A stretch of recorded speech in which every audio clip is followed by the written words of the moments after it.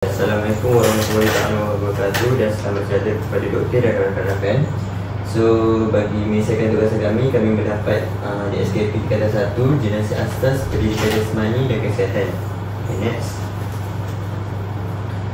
Okay, berikut merupakan ahli kumpulan kami yang terdiri daripada saya sendiri, Izzah Maris, Amirul Hakim, Hadim Sufia, Muhammad Ali dan Irfan Azura. Okey, pengenalan. Bagi jenasi asas merupakan satu komponen yang penting dalam pendidikan jasmani yang menekankan perkembangan kemahiran motor asas seperti imbangan, koordinasi, kekuatan, kelenturan dan kawalan badan. Aktiviti ini juga membantu murid dalam pembinaan asas yang kukuh untuk pelbagai jenis sukan dan aktiviti fizikal yang lain. So, dalam pembelajaran ini, pelajar akan didedahkan kepada kemahiran asas gimnastik, pendidikan seperti berguling ke hadapan dan ke belakang, imbangan statis serta pergerakan irama dan terkawal. Dan pelajar juga akan belajar bagaimana menggabungkan kemahiran-kemahiran ini dalam satu rutin ringkas sama ada secara individu maupun kumpulan. Dan gimnastik bukan sahaja membentuk keupayaan fizikal tetapi juga menyamai nilai disiplin, keyakinan diri dan kreativiti dalam kalangan murid. Okey, berikut merupakan jenasi asas standard pembelajaran, iaitu melakukan pelbagai putaran semasa melakukan layangan di atas trampolin. Bagi standard kandungan pula melaksanakan pergerakan asas gimnastik dengan taktik pergerakan yang betul dalam situasi terkawal dan berpandukan prinsip pergerakan. Okey. So, seterusnya ialah objektif pembelajaran.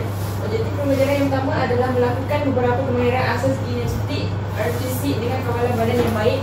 Yang kedua ialah menjelaskan konsep dan kepentingan gimnastik asas dalam pembangunan kemahiran motor dan koordinasi badan. Dan yang ketiga ialah melaksanakan sekurang-kurangnya 3 jenis gerakan asas gimnastik, iaitu guling hadapan, imbangan badan, lompat bintang dengan teknik betul dalam situasi yang terkawal. Yang seterusnya adalah lompatan tak. Lompatan tak ni kita nak buat dia, kita kena berdiri tegak di atas trampolin dengan kaki dirapatkan. Seterusnya mengenjut beberapa kali untuk mendapatkan momentum. Lompat berulang kali. Seterusnya pada ketinggian layangan sesuai, fleksikan lutut dirapatkan ke dada dan tangan memegang bawah bahagian lutut dan kembali ke posisi asal. Yang seterusnya adalah lompatan pipe. Lompatan pipe ini kita kena berdiri tegak di atas trampolin dengan kaki dirapatkan, mengenjut beberapa kali untuk mendapatkan momentum, lompat berulang kali, dan pada ketinggian layangan yang sesuai, fleksikan lutut dirapatkan ke dada dan kembali ke posisi asal. Okey, seterusnya adalah lompatan straddle, iaitu berdiri tegak di atas trampolin dengan kaki dirapatkan. Yang kedua adalah mengenjut beberapa kali untuk mendapatkan momentum. Yang ketiga adalah lompat berulang kali pada ketinggian layangan yang sesuai, kaki dikangkangkan dan kembali pada posisi asal. Ini adalah video gimnastik asas yang kami ambil daripada YouTube, dan dalam video ini Cikgu Udu menerangkan beberapa teknik asas yang perlu dilakukan dalam gimnastik. Okey, yang pertama adalah sit drop.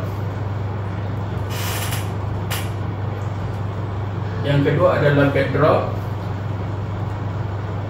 Dan yang ketiga adalah hand and knee drop, dan yang terakhir adalah plank drop. Okey, next slide.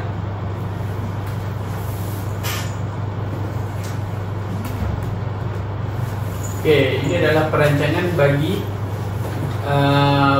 week pertama sampai hingga week terakhir, iaitu week keempat. Okey, bagi week pertama adalah guling hadapan dan belakang. Fokus iaitu fokus pada teknik, postur badan dan keselamatan. Okey, untuk week yang kedua adalah mengutamakan imbangan badan dan lompat bintang, iaitu fokus pada koordinasi badan dan kawalan pergerakan.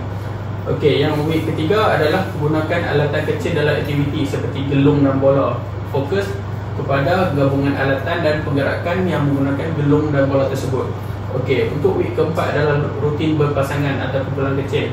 Fokus kepada kreativiti dan persembahan, iaitu pelajar perlu memilih membuat satu kumpulan dan membuat satu tarian bersama rakan-rakan. Okey, seterusnya. Okey, seterusnya ialah persediaan guru, di mana guru perlu menyemak di SKP dan menetapkan standard pembelajaran, menyediakan ruang pembelajaran iaitu gelanggang ataupun ruang terbuka. Guru juga perlu menyediakan alatan seperti tilam gimnastik, gelong, tali, kon, bola kecil. Guru juga perlu menyediakan penanda aras prestasi murid dan menetapkan strategi PDPC, iaitu demonstrasi, latihan berpasangan ataupun refleksi. Next, ini adalah cadangan langkah pengajaran di mana kita ada 4 langkah. Langkah pertama ialah pengenalan set induksi, iaitu selama 5 hingga 10 minit.